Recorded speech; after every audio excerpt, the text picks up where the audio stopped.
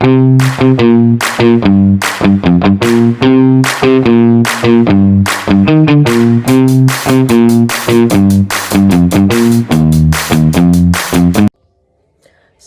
warahmatullahi wabarakatuh. Di sini pertama-tama saya akan menjelaskan pengertian pengukuran risiko.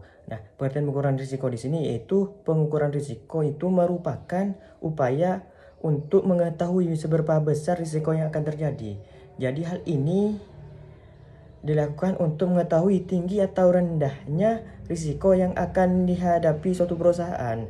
Nah, sehingga perusahaan dapat menentukan risiko mana yang relevan dan harus diprioritaskan.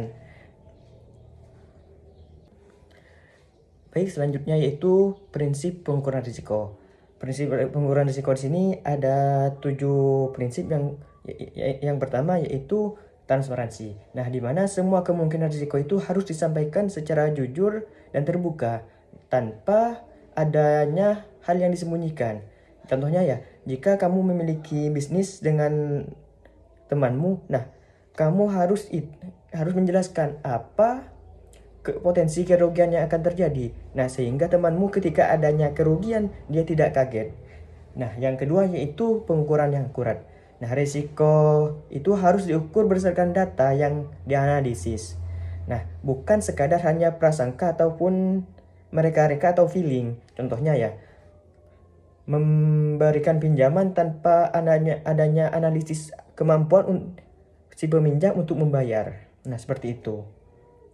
Dan yang ketiga yaitu informasi yang berkualitas dan tepat waktu. Nah, di mana informasi itu harus akurat, relevan, dan tidak terlambat. Jadi, contohnya yaitu jika harga bahan baku naik, tapi kamu terlambat mengetahuinya, maka kamu bisa menjual dengan harga lama, sehingga kamu mengalami kerugian dari keterlambatan untuk mengetahui harga bahan baku terbaru tersebut. Lanjut yang keempat yaitu diversifikasi. Nah, di mana kamu itu tidak bergantung pada satu sumber saja, baik dalam usaha maupun investasi. Jadi, contohnya ya, kamu itu harus memiliki beberapa sumber penghasilan agar jika salah satu dari sumber penghasilan kamu itu gagal, kamu masih ada cadangan. Prinsip yang kelima yaitu independensi. Nah, di sini pihak yang mengukur risiko itu harus bebas dari tekanan dan kepentingan tertentu. Contohnya ya, penilai usaha harus objektif walaupun hasilnya menunjukkan risiko yang besar.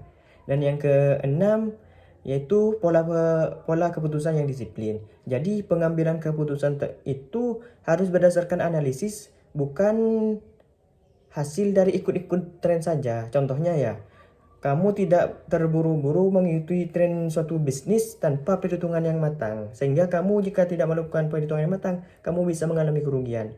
Dan yang ketujuh yaitu prinsip kebijakan. Jadi semua proses pengelolaan risiko harus memiliki aturan tertulis yang jelas. Contohnya jika suatu perusahaan harus memiliki SOP ataupun standar operasional prosedur dalam menghadapi risiko yang akan terjadi. Baik, lanjut ke materi yang selanjutnya yaitu teknik pengukuran risiko. Nah, teknik pengukuran risiko di sini ada dua, yaitu teknik kualitatif dan teknik kuantitatif. Nah, yang pertama yaitu teknik kualitatif. Nah, teknik ini digunakan untuk menilai risiko berdasarkan persepsi, pengalaman, dan pendapat ahli. Nah, ciri-cirinya yaitu yang pertama bersifat subjektif.